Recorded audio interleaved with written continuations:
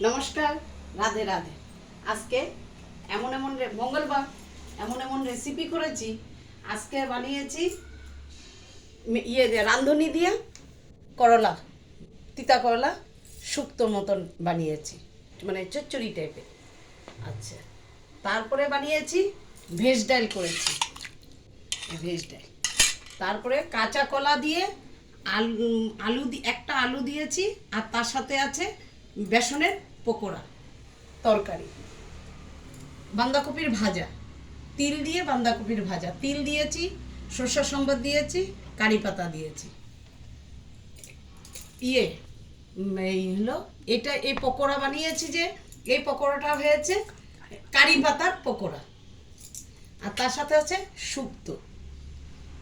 কারি পাতার পকোড়া। আজকে ডালের সাথে কিছু চাইতো, আর ভেজ ডালটা এত বানিয়েছি।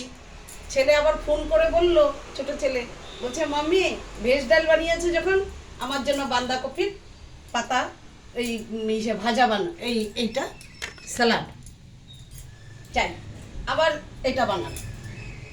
কেমন হয়েছে এই রান্নাগুলো? সাথে আছে স্যালাড রেখেছি। তবে আজকে আমার এই রান্না হয়েছে। নমস্কার।